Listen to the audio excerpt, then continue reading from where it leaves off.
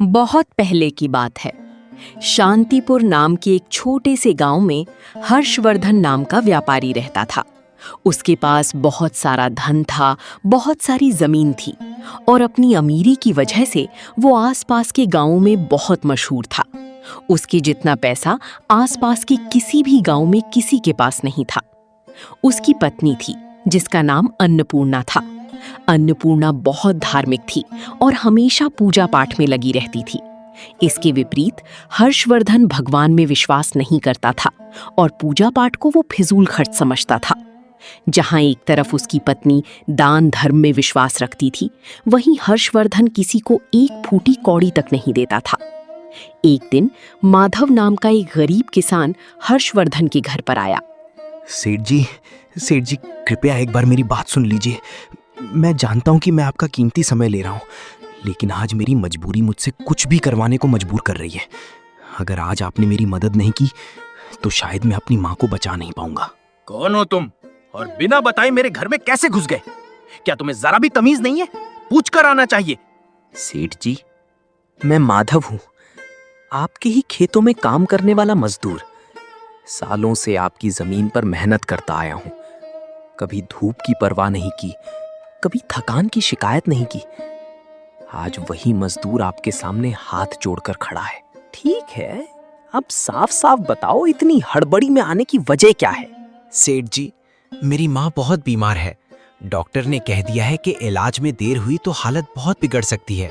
इलाज के लिए बहुत पैसे चाहिए और मेरे पास तो कुछ भी नहीं है।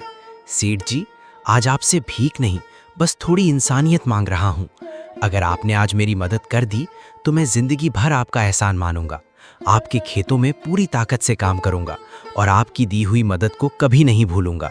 माधव, तुम जैसे लोग समझते क्यों नहीं? पैसा कमाना आसान नहीं होता। मैंने ये सब मेहनत और समझदारी से कमाया है। तुम जैसे गरीबों को देने के लिए नहीं कमाया है जो हर किसी की मदद करता रहूं। सेठ जी, आज आप मेरी आखिरी उम्मीद हैं। मैं जानता हूं कि आप अपनी मेहनत से अमीर बनाए, पर एक गरीब मजदूर की एक पुकार सुन लीजिए। एक माँ की जान बचाने का मौका भगवान सबको नहीं देता। आज आप मेरे लिए भगवान के समान हैं। अगर आपने मेरी मदद कर दी तो मैं आपका एहसान जिंदगी भर तक नहीं भूलूंगा। मैंने क्या सबका ठेका ले रखा है कि मैं सबकी मदद करता रहूं? तुम जैसे लोग तो झूठ बोलकर पैसे ले जाते हो। तभी अन्नपूर्णा वहां आ गई और बोली, जी, एक बार मेरी बात सुनिए। देखिए, ये इंसान कोई बहाना बनाने नहीं आया है। इसका चेहरा देखिए, इसकी आंखों में डर और बेबसी साफ नजर आ रही है। अगर आज थोड़ी सी मदद हो जाए तो एक माँ की सांसें बच सकती हैं। भगवान ने हमें सब कुछ दिया है, तो क्या किसी जरूरतमंद का हाथ थाम लेना पाप है? बेचारा कितना गरीब है, कैसे करवाएगा अपनी माँ का इलाज? सुनिए जी, आपको पुण्य मिलेगा जी, अगर आप जरूरतमंद के काम आओगे तो। बस चुप रहो अन्नपूर्णा। तुम्हें किसने हक दिया कि मेरे फैसलों में दखल दो? पैसे कमाने की जिम्मेदारी मेरी है और फैसले भी मैं ही करूंगा। तुम्हारा भगवान आकर मेरी तिजोरी में एक भी सिक्का नहीं डालता। अगर आज इसे पैसे दे दिए तो कल गांव के 10 और लोग मेरे दरवाजे पर लाइन लगाकर खड़े होंगे। मैं कोई धर्मशाला नहीं चला रहा हूं। तू क्या खड़े खड़े तमाशा देख रहा है?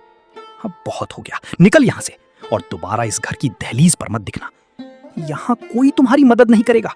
हमने ठेका नहीं ले रखा, चले आते हैं मुंह उठाकर कहीं से भी। माधव रोते रोते वहां से चला जाता है।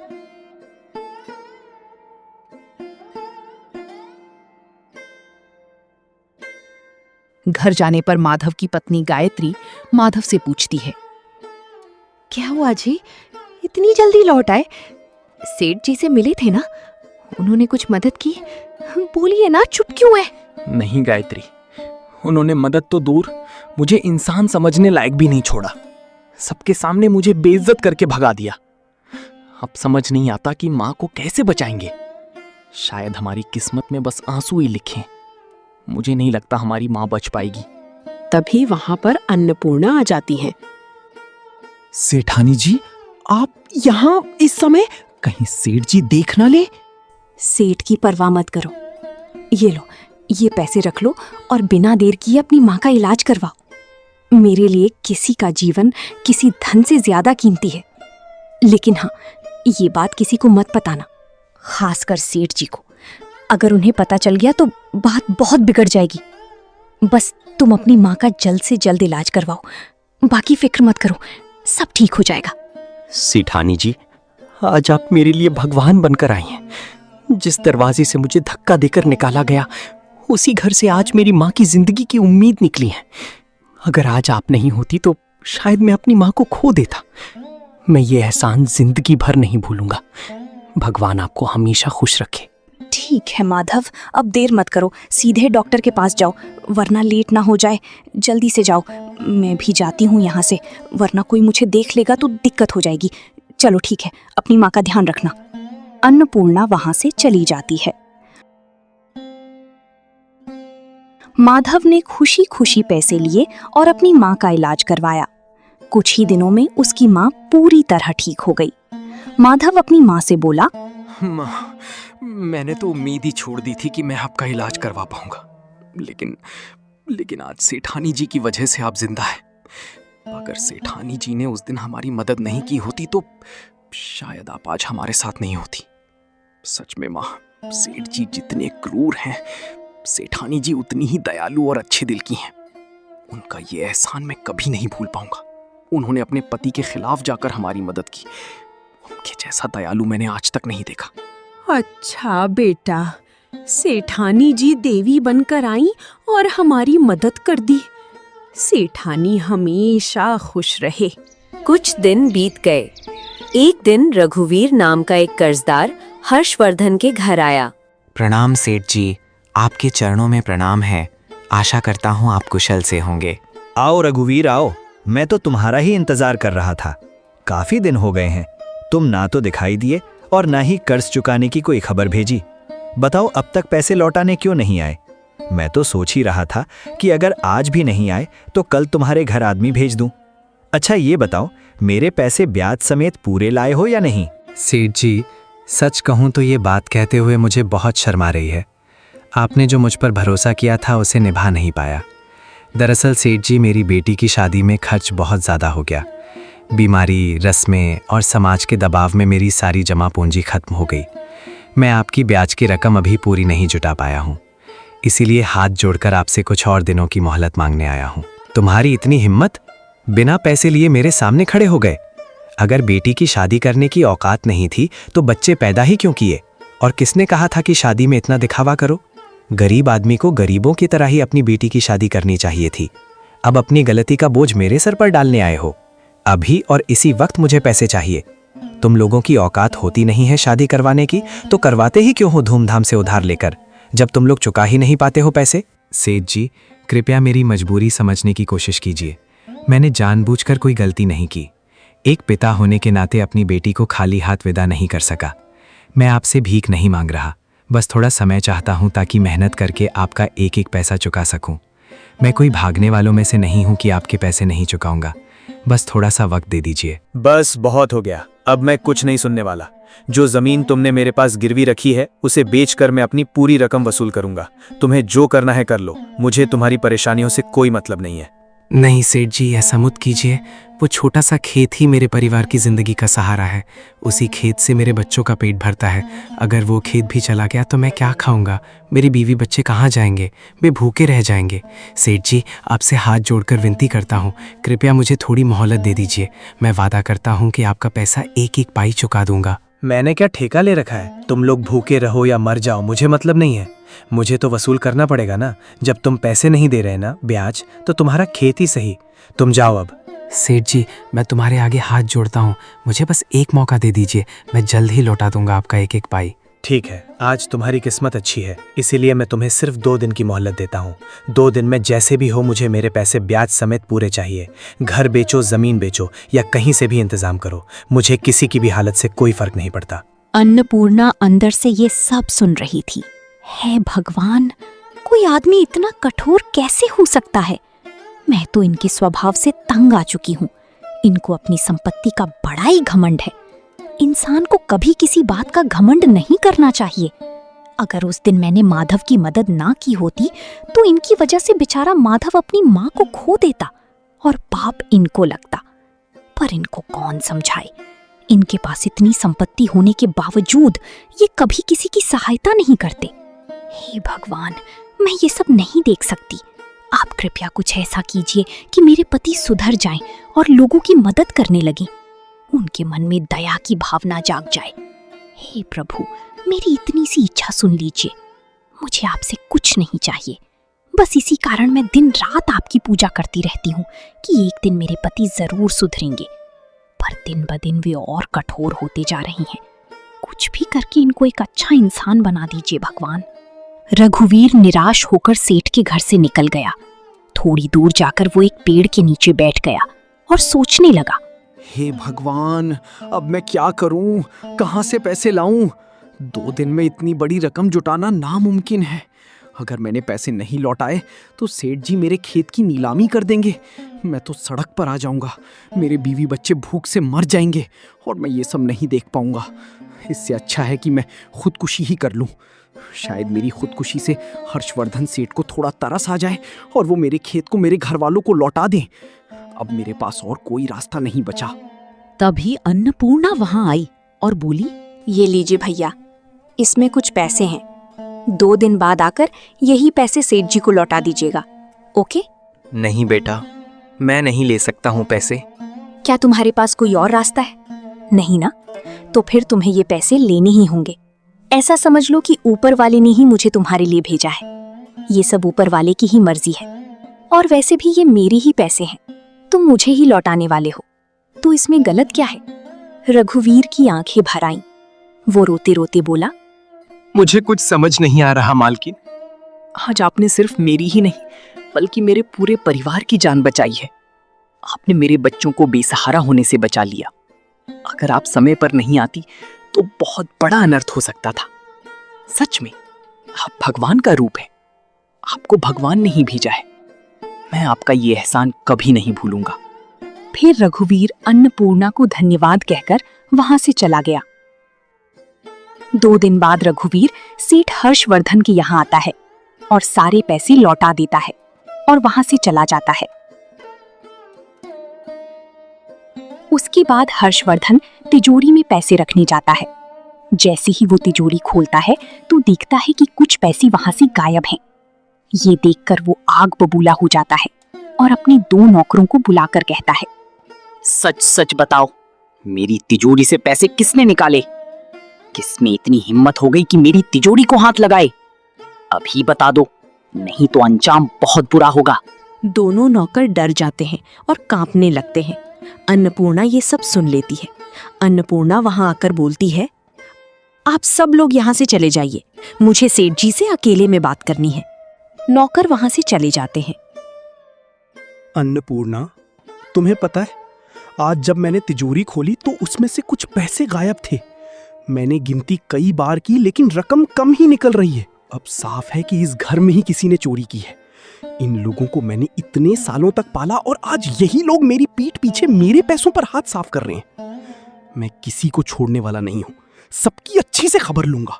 आप जरा ठहरिए, कृपया मेरी बात सुन लीजिए। वो पैसे किसी ने चोरी नहीं किए हैं। दरअसल वो पैसे मैंने ही तिजोरी से निकाले थे। क्या कहा तुमने? तुमने? अन्नपूर्णा, तुम्हें अंदाजा भी है कि तुम क्या कह रही हो? ये कोई छोटी बात नहीं है। अगर तुम्हें पैसों की जरूरत थी तो तुम मुझसे सीधे क्यों नहीं बोली? अपने ही घर में अपने ही पति के साथ ऐसा विश्वासघात! क्या यही संस्कार दिए गए थे तुम्हें? तुम्हें जरा भी शर्म नहीं आई? ये चोरी है अन्नपूर्णा, और वो भी अपने ही घर में।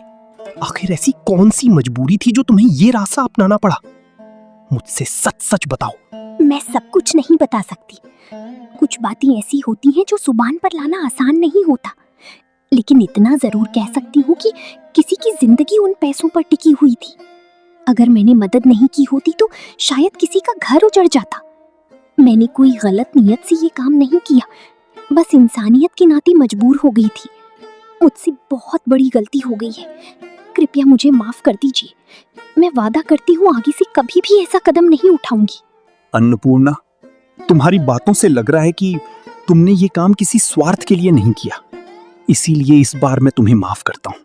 लेकिन याद रखना, भले ही नीयत अच्छी हो, गलत तरीका हमेशा गलत ही होता है।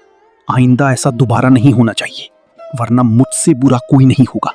आप मुझ पर भरोसा रखिए, आज के बाद मैं कोई भी फैसला आपसे पूछे बिना नहीं लूंगी। मुझसे जो भूल हुई है वो दोबारा कभी नहीं होगी। एक दिन अन्नपूर्णा मंदिर जाती है और भगवान से रोते रोते कहती है, हे भगवान, मेरे पति ऐसे क्यों हैं? इतने घमंडी, उन्हें पैसों का इतना घमंड है। वे पैसों के आगे किसी को भी नहीं देखता। उसकी इंसानियत मर चुकी है। भगवान, आप ही कुछ कीजिए। फिर अन्नपूर्णा चली जाती है।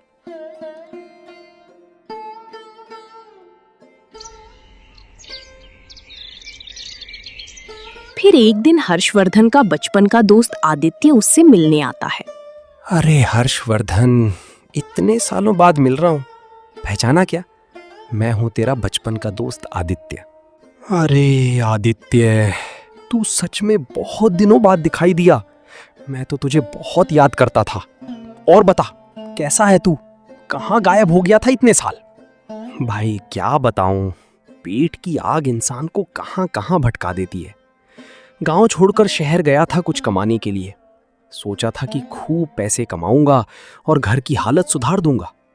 लेकिन जो थोड़ा बहुत कमाया वो किराया, खाना और दवाइयों में ही खत्म हो गया। हाथ में कुछ बचा ही नहीं। तो अब घर में सब ठीक तो है? ठीक कहाँ है भाई, घर में पैसों की बहुत तंगी चल रही है। ऊपर से मेरी बहन की शादी भी तय हो गई है। रिश्तेदार बार बार पूछते हैं और मैं किसी को मुंह दिखाने लायक नहीं रह गया। हर्षवर्धन, हम बचपन के दोस्त हैं। इसी भरोसे पर तुझसे कहने आया हूं, अगर तू थोड़ी सी मदद कर दे तो मेरी बहन की शादी बच जाएगी। तेरे पास तो भगवान की दया से बहुत धन दौलत है। मुझे पूरा भरोसा है कि तू मुझे निराश नहीं करेगा। अगर आज आदित्य की मदद कर दी तो ये बार बार पैसे मांगने लगेगा और दोस्ती के नाम पर मैं उसे पैसे वापस भी नहीं मांग पाऊंगा। दुनिया में जितना दिया है उतना ही धोखा भी मिला है। पहले अपना सोचना जरूरी है। अरे आदित्य, अभी अभी मुझे एक बहुत जरूरी काम याद आ गया है। अगर वो काम आज नहीं निपटाया तो बड़ा नुकसान हो सकता है। तू ऐसा कर, आज शाम को आ जाना, तब आराम से बैठकर इस बारे में बात करेंगे। ठीक है भाई, मैं शाम को फिर आ जाऊंगा। आदित्य धीरे धीरे चला जाता है। शाम का समय, आदित्य फिर से हर्षवर्धन के घर आता है। हर्षवर्धन, मैं आ गया हूँ, जैसा तुमने कहा था। आदित्य, मुझे माफ करना। मैं एक बात साफ साफ कह दूं, मैं शाम के समय किसी को भी पैसे नहीं देता। हमारे यहाँ इसे बहुत बड़ा अपशगुन माना जाता है। सुबह दिया हुआ दान शुभ होता है, लेकिन शाम को दिया पैसा घर की बरकत रोक देता है। तू बुरा मत मानना। तू कल सुबह आ जाना, तब देखेंगे क्या किया जा सकता है। ठीक है भाई, अगर यही तुम्हारी मर्जी है तो मैं कल सुबह आ जाऊंगा। आदित्य वहां से चला जाता है। हर्षवर्धन सोचता है, अब ये फिर सुबह आएगा, फिर मैं इसे क्या बोलूंगा? कितनी बार और बहाने करूं? कुछ समझ में नहीं आ रहा कि इससे कैसे पीछा छुड़ाऊं। एक काम करता हूं, अपने नौकर से कह दूंगा कि आदित्य को बोल दे कि मैं घर पर नहीं हूं और मैं कहीं बाहर गया हूं और 2 महीने बाद लौटूंगा। हाँ, यही ठीक रहेगा। अगली सुबह आदित्य हर्षवर्धन के घर आता है तो हर्षवर्धन घर पर नहीं होता। हर्षवर्धन का नौकर बोलता है, सेठ जी तो घर पर नहीं है, वो किसी काम से बाहर गए हैं, 2 महीने बाद लौटेंगे। मेरे दोस्त ने तो बोला था कल सुबह आना, वो अचानक कैसे चला गया? मुझे नहीं पता, बस ये पता है 2 महीने बाद आएंगे वो। आदित्य वहां से चला जाता है और ठीक 2 महीने बाद फिर से आता है। अरे हर्षवर्धन, अब तुम मेरी मजबूरी समझो यार। मैं कितने दिनों से तुम्हारे घर के चक्कर काट रहा हूँ। पूरे 2 महीने हो गए इंतजार करते करते। हर दिन यही सोचकर आता हूँ कि आज शायद तुम मेरा दर्द समझोगी। मेरी बहन की शादी की तारीख बहुत पास आ गई है। घर में एक एक पैसा जोड़ कर रख रहे हैं, फिर भी पैसे बहुत कम जमा हुआ है। बस एक तुम्हारी ही इंतजार कर रहा था। मेरी बहुत मजबूरी है भाई, मुझे तो कुछ समझ नहीं आ रहा है मैं क्या करूं। बस तू ही है जो मेरी मदद कर सकता है। हर्षवर्धन कुछ नहीं बोलता, वो चुपचाप आदित्य को देखता रहता है। हर्षवर्धन मन ही मन सोचता है, ये आदित्य तो पीछा छोड़ने वाला नहीं है, हर बार आकर मेरे सिर पर सवार हो जाता है। अगर आज भी इसे साफ मना कर दिया तो ये रोज रोज आता रहेगा। एक काम करता हूँ, मेरे पास पुराने जमाने के कुछ खोटे सिक्के पड़े हैं जो अब किसी काम के नहीं, क्यों ना वहीं इसे पकड़ा दूं। इसे लगेगा कि मैंने मदद कर दी और मेरा पीछा भी छूट जाएगा। हर्षवर्धन वो खोटे सिक्के एक पोटली में भरकर आदित्य को दे देता है और बोलता है, देखो आदित्य, मेरी हालत तुमसे छुपी नहीं है। मेरे पास अब जो कुछ भी बचा था, जो मैं कर सकता था, वो सब मैंने इस पोटली में भरकर तुम्हें दे दिया है। अब इससे ज्यादा मुझसे कुछ भी संभव नहीं है। जब आदित्य पोटली खोलकर देखता है तो उसमें पुराने जमाने के खोटे सिक्के होते हैं। अरे ये तो खोटे सिक्के हैं, इनकी तो बाजार में कोई कीमत ही नहीं है। ना कोई इन्हें लेगा ना इनके बदले कुछ देगा। हर्षवर्धन, तुम मजाक कर रहे हो क्या? मैं इन बेकार सिक्कों का क्या करूंगा? मेरी बहन की शादी इनसे कैसे होगी? देखो आदित्य, मैंने अपनी तरफ से पूरी कोशिश कर ली है। मुझसे जो बन पड़ा वही मैंने तुम्हें दे दिया। अब मुझसे और कोई उम्मीद मत रखना। ये पोटली उठाओ और यहाँ से चले जाओ। और हाँ, आगे से कभी मेरे पास मत आना। तुम मेरे पुराने दोस्त हो, इसलिए ये सब दे रहा हूं। अगर कोई और होता तो शायद मैं उसे दरवाजे से ही लौटा देता। चल ठीक है, मुझे काम है कुछ, मैं जा रहा हूं। इतना कहकर हर्षवर्धन वहां से चला जाता है।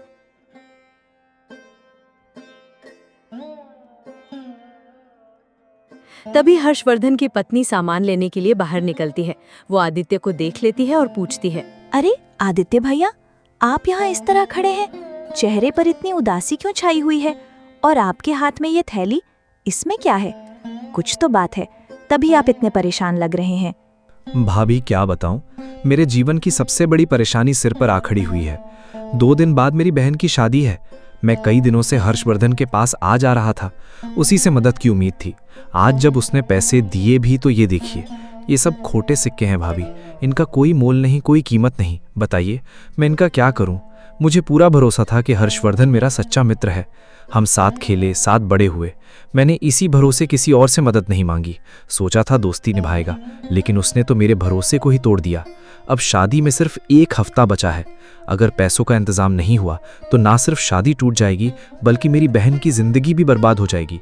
मैं समझ नहीं पा रहा कि अब क्या करूं, किसके पास जाऊं। आदित्य की बातें सुनकर अन्नपूर्णा का दिल भर आता है। हे भगवान, इतना पत्थर दिल कैसे हो सकता है कोई? जानबूझकर खोटे सिक्के देना, वो भी अपने बचपन के दोस्त को। पैसे का लालच इंसान को इतना अंधा कर देता है।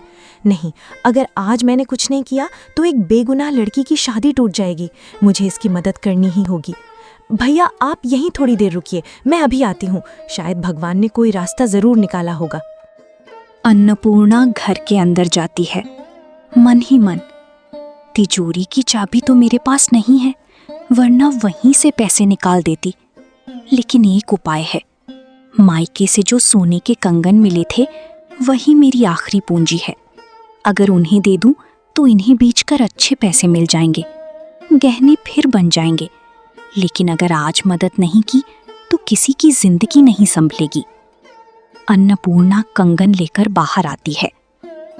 ये लीजिए आदित्य भैया, ये सोने के कंगन मुझे शादी में मायके से मिले थे। इनके अलावा मेरे पास देने को कुछ नहीं है। आप इन्हें बेच दीजिए और अपनी बहन की शादी अच्छे से करवा दीजिए। भाभी, ये आप क्या कर रही हैं? ये कंगन तो बहुत कीमती है, मैं इसे कैसे ले सकता हूँ? मैं आपके गहने लेकर कैसे चैन से रहूंगा? आज आपकी बहन की खुशी इन कंगनों से कहीं ज्यादा कीमती है। जब आपके पास पैसे आ जाएं, तब लौटा दीजिएगा। अभी अगर आपने ये नहीं लिए तो शादी रुक जाएगी और मैं ये बोझ जिंदगी भर नहीं उठा पाऊंगी कि मेरी वजह से किसी का घर उजड़ गया। बाकी हर्षवर्धन जी को माफ कर देना। भाभी, आपने आज साबित कर दिया कि सच्चा रिश्ता क्या होता है। जैसे ही मेरे पास पैसे आएंगे, मैं ये कंगन आपको जरूर लौटा दूंगा। आपका ये एहसान मैं जिंदगी भर नहीं भूलूंगा। आदित्य वहां से चला जाता है।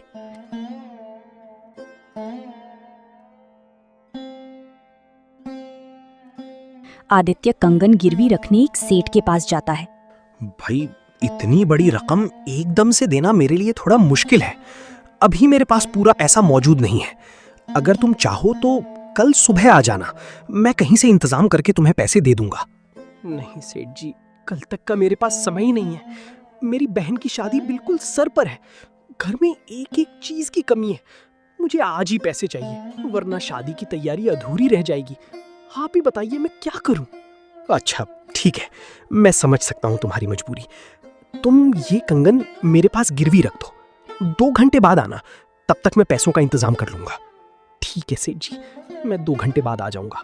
आदित्य वहां से चला जाता है।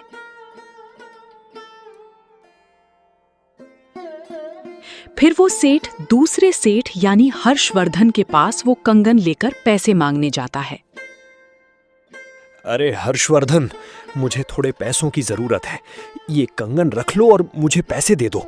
कल पैसे लौटाकर कंगन ले जाऊंगा। हर्षवर्धन कंगन देखते ही पहचान जाता है। ये तो अन्नपूर्णा के कंगन है। ये इसके पास कैसे आए? ये कंगन तुम्हें किसने दिए? एक आदमी आया था, उसे पैसों की बहुत जरूरत थी, वही ये कंगन देने आया था। हर्षवर्धन को गुस्सा आता है और वो सोचता है, क्या ये कंगन अन्नपूर्णा ने दिए होंगे? पता नहीं। जहां तक मैं अन्नपूर्णा को जानता हूं, अगर कोई उसके पास जाकर रोया होगा तो उसे दया आ गई होगी, और वो तो बेवकूफ है, उसने कंगन निकाल कर दे दिए होंगे। लेकिन क्या पता ये मेरी गलतफहमी भी हो सकती है। यही कंगन किसी और के पास भी तो हो सकते हैं। मैं एक काम करता हूं, फिलहाल इसे पैसे दे देता हूं, फिर अन्नपूर्णा से पूछूंगा। ठीक है भाई, ये लो पैसे। सेठ पैसे लेकर चला जाता है। हर्षवर्धन बहुत गुस्से में होता है और बोलता है, अगर ये कंगन सचमुच अन्नपूर्णा की निकले तो आज उसकी खैर नहीं, आज मैं उसे जान से मार दूंगा। अन्नपूर्णा, जरा इधर तो आना, कुछ जरूरी बात करनी है तुमसे। जी, क्या बात है? आप कुछ परेशान लग रहे हैं। क्या मुझसे कोई गलती हो गई है? नहीं, गलती की बात नहीं है। वो जो तुम्हें मायके से कंगन मिले थे ना, जो तुम्हारी माँ ने विदाई में दिए थे, जरा उन्हें मेरे सामने लाकर दिखाना। ये सुनते ही अन्नपूर्णा का चेहरा उतर जाता है। उसकी आंखों में घबराहट साफ दिखाई देती है। आपको अचानक कंगनों की जरूरत क्यों पड़ गई?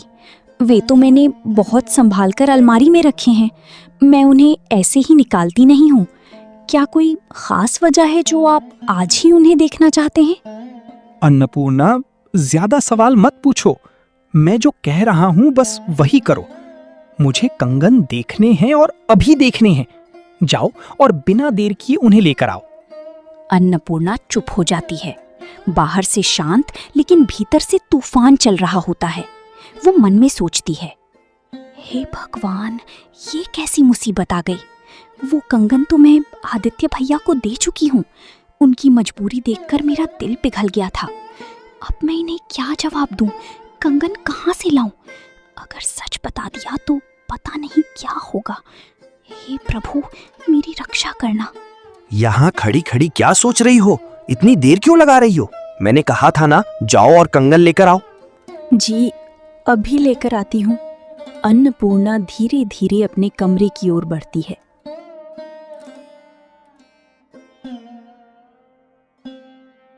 उसके कदम भारी हैं और मन भय से भरा हुआ है। अब मैं क्या करूं? इन्हें कंगन कहाँ से दूं? ये तो बहुत गुस्से में लग रहे हैं। अगर मैं इन्हें सच बता दूं तो पता नहीं ये क्या करेंगे।